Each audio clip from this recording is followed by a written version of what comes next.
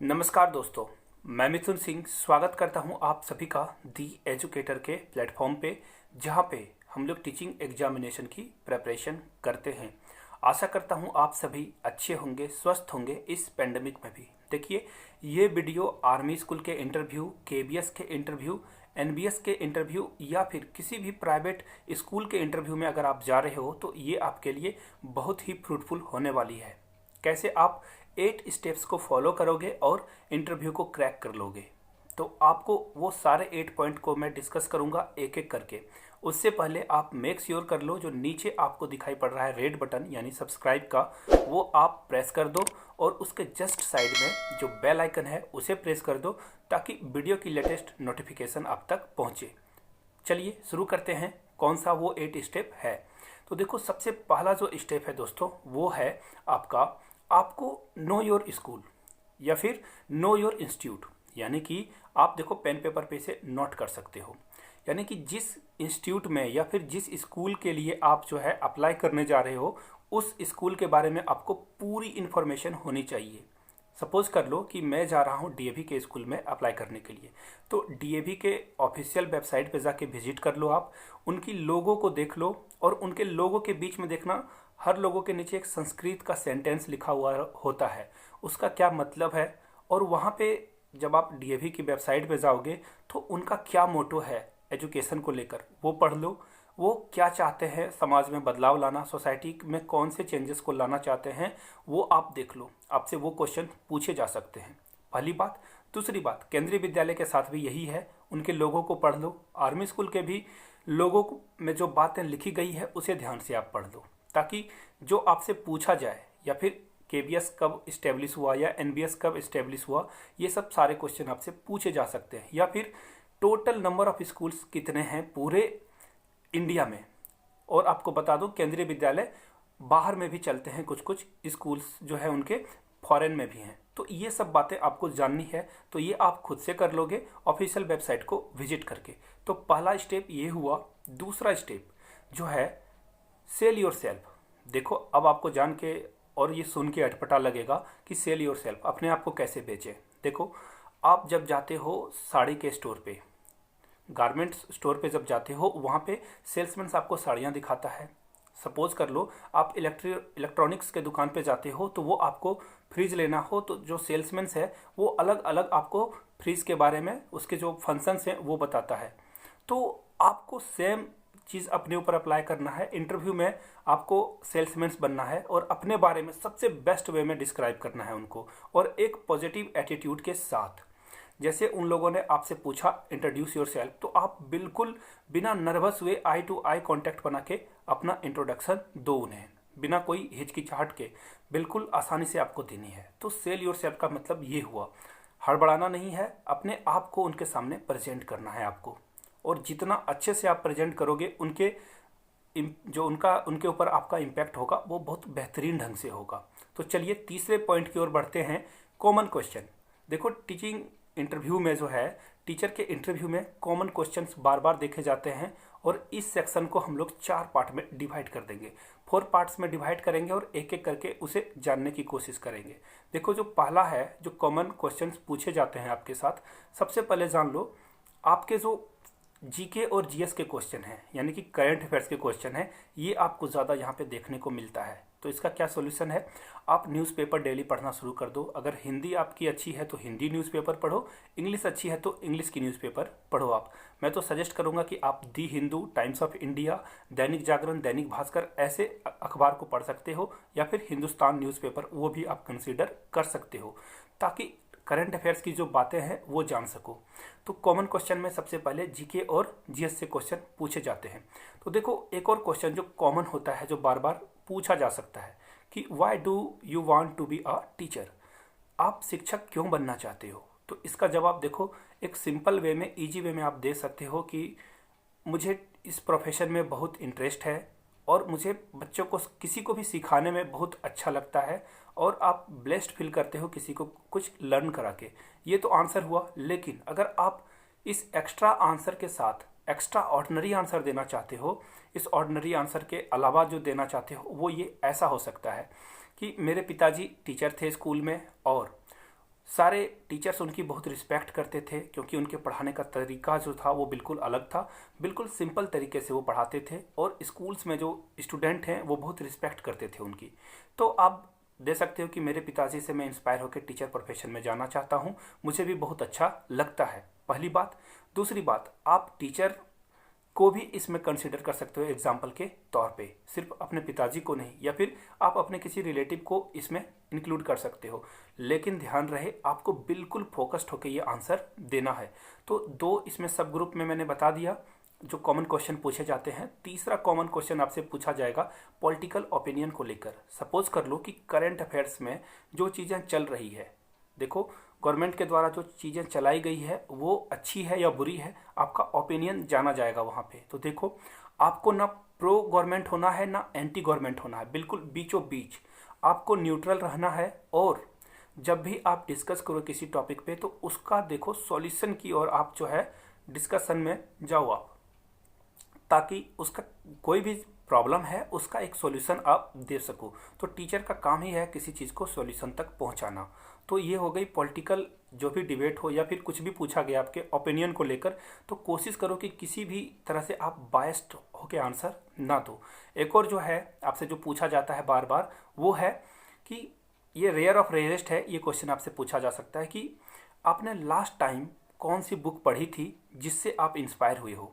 देखो ये क्वेश्चन ना के बराबर पूछी जाती है, फिर भी आप कोई ना कोई एक हिंदी या इंग्लिश की बुक पढ़ लो जो आप वहाँ पे जाके एग्ज़ाम, जो वहाँ पे इंटरव्यू हो रहा है वहाँ पे अपने बात को रख सको सामने में। तो ये सारी बातें थी, ये हुआ आपका थर्ड स्टेप कंप्लीट हो गया। अब बढ़ते हैं चौथे स्टेप की ओर, वो है आपको लिबर्टी दी जाएगी, वहाँ पे आज़ादी दी जाएगी कि आप क्वेश्चन पूछ सकते हो। देखो आपको लग रहा होगा कि ये तो बड़ा इजी है क्वेश्चन करना, लेकिन यहाँ पे आपके इंटेलिजेंस को मापा जाएगा कि आपके क्वेश्चंस के जो है क्या पूछा, कौन से क्वेश्चंस को आप वहाँ पे सूट कर रहे हो। तो आप जो है एक अच्छे वे में अपने क्वेश्चंस को तैयार रखो कि ऐसा क्वेश्चन आपको पूछना है। कैसा क्वेश्चन पूछना है, जैसे सपोज कर लो कि आप पूछ सकते हो कि स्कूल्स में जो है टीचर्स की प्रोफेंसी को बढ़ाने के लिए कोई ट्रेनिंग जो है वो होता है या नहीं, या फिर पीटीएम जो है यहाँ पे किस तरह से होता है, उसे कैसे आप लोग उसके लिए कुछ ट्रेनिंग कराते हो क्या, इस तरह के क्वेश्चन आप पूछ सकते हो। तो ये एप्रोप्रिएट तरीका है। आप इसमें मैं जो आपको दो एग्जांपल बताया आप अपने से इसमें कुछ ऐड कर सकते हो जो आपको अच्छा लगे। तो ये हो गया चौथा, जब आपको सूट करने के लिए क्वेश्चन दिया जाएगा। देखो पांचवा स्टेप जो है वो बिल्कुल डिफ़िकल्ट होने वाला है, जहाँ पे आपको इन एप्रोप्रिएट क्वेश्चन पूछा जाएगा। देखो टीचिंग एग्जामिनेशन में ऐसे क्वेश्चंस नहीं बनते हैं, फिर भी मैं आपको तैयार कर रहा हूँ कि ऐसे क्वेश्चन अगर कोई उस तरह के आ गए, टीचर जो इंटरव्यूअर है वो आपसे ऐसा क्वेश्चन कर सकता है। कैसा, आपने कितनी सीढ़ियाँ चढ़ी इस इंटरव्यू रूम में आने से पहले, आपसे ठीक पीछे जो है कितने और बच्चे हैं जो आके इंटरव्यू देंगे, या फिर इस इंटरव्यू पैनल में कितने लोगों ने जो है ब्लैक शूज़ पहनी है और कितने लोगों ने रेड शूज़ पहनी है। तो आप तुरंत नज़र झुका के आपको शूज़ नहीं काउंट करने लगना है। ये आपके इंटेलिजेंस का बात है। आप बोल सकते हो this is irrelevant to my subject, आप कॉन्फिडेंस होकर जवाब दो। आपने नज़र इधर उधर दौड़ाई और आपका माइंड जो है इधर उधर हुआ तो गड़बड़ हो जाएगी बात। तो यहाँ पे इन एप्रोप्रिएट क्वेश्चन को आपको बैलेंस करने सीखना होगा। सपोज कर लो, मैं कंसीडर करने के लिए बोल रहा हूँ कि एग्ज़ाम में ऐसा हो सकता है, ना हो तो अच्छा है। अब देखो अगला जो है आपको क्या करना है, पॉजिटिव रहना है। देखो पॉजिटिव रहने का मतलब है आपके जो बॉडी लैंग्वेज है वो बिल्कुल पॉजिटिविटी दिखाए। आप जाओ और इंक्वायरी, जैसे आप जो है मैं आई कम इन सर बोलते हो तो आप जो है ना एक स्माइल फेस के साथ जाओ वहाँ पे। ऐसा नहीं कि खड़ूस टाइप का आपका शक्ल बना हो या फिर आप डरे हुए हो, पैनिक बिल्कुल नहीं करना है। नॉर्मल वे में जाओ, नॉर्मल वे में आप जो है एक पॉजिटिविटी फैलाने की कोशिश करो। जब भी आंसर दो आई टू आई कांटेक्ट बना के आंसर दो, ठीक है। पॉजिटिविटी वाली बात क्लियर हो गई। अब आगे बढ़ते हैं 7 नंबर स्टेप पे, जो कि बहुत ही क्रूशियल रोल प्ले करता है आपके इंटरव्यू में। वो है आपका बॉडी लैंग्वेज। आपकी बॉडी लैंग्वेज कैसी है, आप कैसा बॉडी लैंग्वेज जो है उनके सामने प्रेजेंट कर पाते हो। सबसे पहला देखो बॉडी लैंग्वेज, जैसे ही आप क्लास में इन करोगे उस रूम में, इंटरव्यू के रूम में, तो सबसे पहले आप बिल्कुल एकदम स्ट्रेट होके चलो और नॉर्मल वे में, ऐसा नहीं कि बिल्कुल फौजी की तरह आपको चल के जाना है, नॉर्मल वे में जाना है और फिर चेयर के पास जाके खड़े हो जाना है। अगर वो आपको बोले सीट तो फिर आप बैठो, थैंक यू बोल के आप बैठ जाओ। एंड नॉर्मल बिल्कुल आसान से आपको बैठना है, ना कि बहुत ज़्यादा रिलैक्स होके बैठ जाना है, अटेंशन के वे में ही बैठना है। लेकिन आप अपने आप को ध्यान रखना है कि आपकी बॉडी जो है आपको बोलने में तकलीफ ना हो, इतना अपने आप को स्ट्रेच मत कर लेना है वहाँ पे। तो नॉर्मल वे में बैठो और एकदम से गहरी सांस एक ले लो, उसके बाद आप देखो। एक्चुअली होता क्या है ना कि जब आप फर्स्ट टाइम वहाँ पे जाते हो तो घबराहट तो होगी ही, तो कोशिश करो कि अपने ब्रीथ पे कंट्रोल करने का।